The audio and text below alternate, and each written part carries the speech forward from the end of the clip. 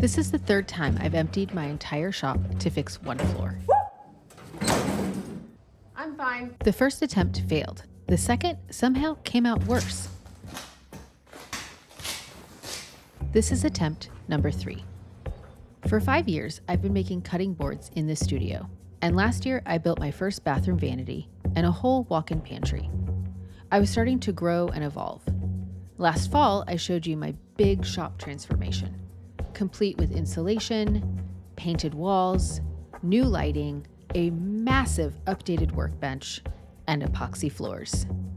I thought my updates would grow right alongside me. I thought my cozy studio was perfect. But here's what I didn't know then. I built this shop and the bench you all named Sir Bench-a-Lot before I knew I wanted to make a big pivot in the kind of work I do. Somewhere in the last 10 months, I figured out I want to learn how to build furniture. The shop I'd so carefully set up already couldn't keep up with the maker I'm becoming. So I tore a lot of it down, and I made one mistake I'm going to own up to. It didn't specifically cost me more money. Instead, it cost me months of wasted time. Please stick with me until the end of this video because I did buy some pretty sweet new tools, both big and small, that I hope will bust wide open the possibilities in this next chapter of furniture building.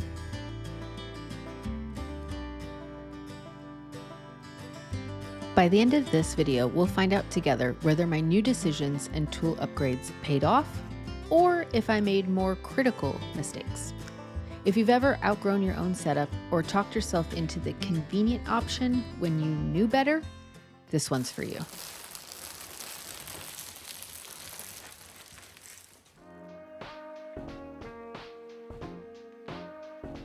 You might remember my workbench. We named it Sir Bench-a-Lot by voting in the comments of my first Cozy Studio video. If you were here back then, you'll remember I actually built that bench twice. The first one had issues I couldn't have seen coming until it got far enough along. But this one, I thought had real promise. On paper, it had everything. In practice, it fought me. The dust collection was the worst of it. Every time I pulled the saw down and out to make a cut, the corrugated hose caught on the opposite side of the tabletop. Sometimes it would just yank loose and blow sawdust everywhere. Then there were the glue-ups. My workspace was just too small.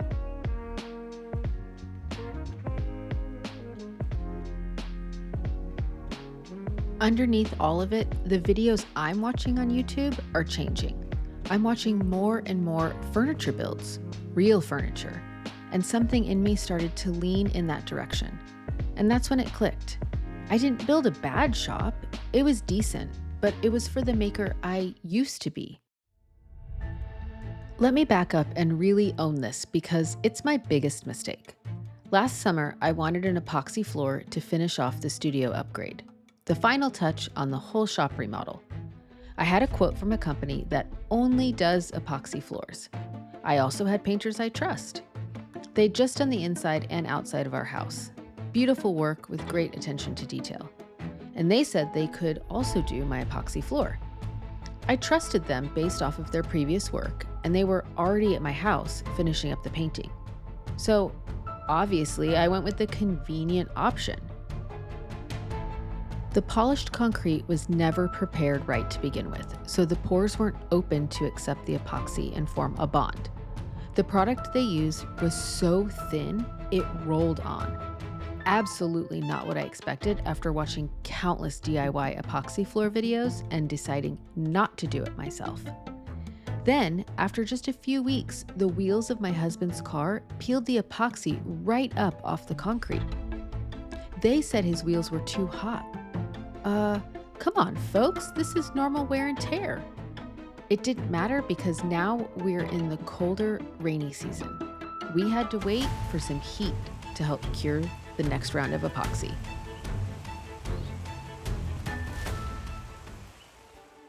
We got a break in January with a few really warm days that thankfully overlapped with the time I had to spend resting as I recovered from a scheduled gallbladder removal surgery.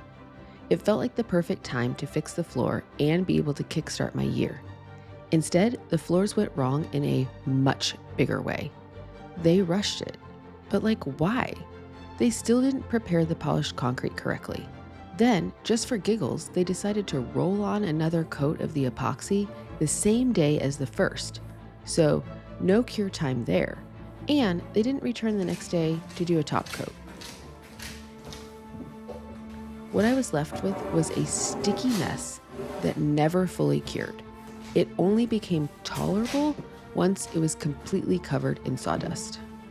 I had to wait months before we could even think about another attempt, but I was not going to let this hold me back. I had the heavy feeling of an unproductive year, and I needed to change that feeling, and fast. My husband was begging for storage shelves in the shed, and that corner of the yard gets hot, so winter was the perfect time to accomplish this for us. With no big flat space where I could assemble an 8-foot by 2-foot shelves and cut them at the same time, I ended up working down on that sticky floor. All that downtime did something I didn't expect. The furniture pull stopped being a someday idea and started becoming a reality. One video by Pedulla Studio set a whole journey in motion for me. He sat down with 10 furniture designers to figure out what actually makes design great. One of those lives 3 hours from me and teaches classes. That was Jory Brigham. So in March, I drove out and I spent 3 days learning the art from someone truly great. And that was it for me. No more wondering. The worst floor of my life is the thing that gave me the time to figure out what I actually wanted to make. The floor was stuck waiting on the weather, so I focused on what I could control.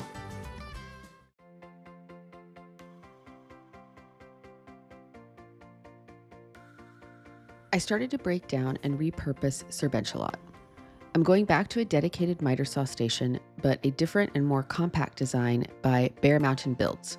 I'll put a link in the description. Keep in mind, I had to modify it for my larger saw. I pivoted to a mobile saw table and workbench by Festool, the STM 1800. And I love what it does. It collapses flat for storage, opens up bigger than a full sheet of plywood, and the fold-out flaps mean I can move an entire sheet of 3/4-inch plywood onto it by myself and stand the table back up. For me, working alone, that's huge.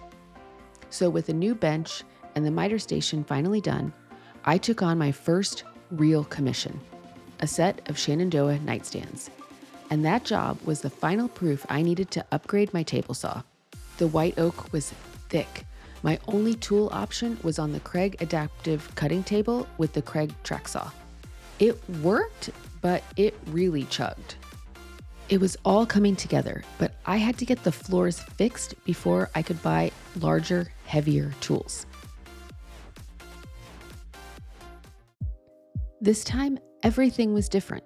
The product rep came out in person and gave them a more durable product and oversaw the installation. They finally used a proper Festool grinder to prep the slab and fully open the pores of the polished concrete. We had the right prep, the right product, and another set of eyes overseeing the crew. Even though all my pain, these guys now really know and can confidently and correctly do an epoxy floor. I'm wishing them all the best in more projects like this one. Luckily, I don't have another floor to do, and I fully recommend them for any and all painting jobs. My honest opinion though, it's still fresh. Only time and real heavy use will tell if it worked. But for the first time, I feel hopeful. So then I ordered myself a cabinet table saw. While I waited for shipping and delivery, I built a tiny bathroom vanity for Carol. And if you want to see the full story on that one with its own little disaster, that's my last video. I'll link it right up here. And the Craig adaptive cutting system really earned its keep on all those repeatable cuts. I'm not going to get into it in this video, but everyone told me to buy a saw stop. And here's my honest and probably unpopular opinion. It's overrated. The finger sensing technology is genuinely impressive, but if it's doing its job, I'm already in trouble. People like the quote, peace of mind, but I'd prefer to lean on good practice. What I actually need is something I could pivot on wheels and runs on 110 volt. After a lot of research, I went with the Laguna Fusion F2, and to really open up what I can build, a Laguna bandsaw. I want to give a big shout out to Macbeth Hardwoods out of Berkeley. Their stellar customer service and seamless delivery is why I bought my tools with my own hard-earned money through them.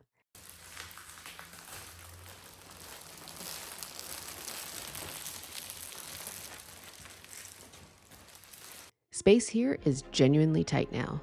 The hardest part is where to store full sheets of plywood for the mobile table.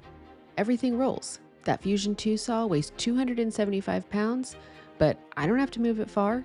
I just pivot it and I can do it on my own. One more win along the way, my contractor gifted me a dust collection system, done in trade for my old job site table saw.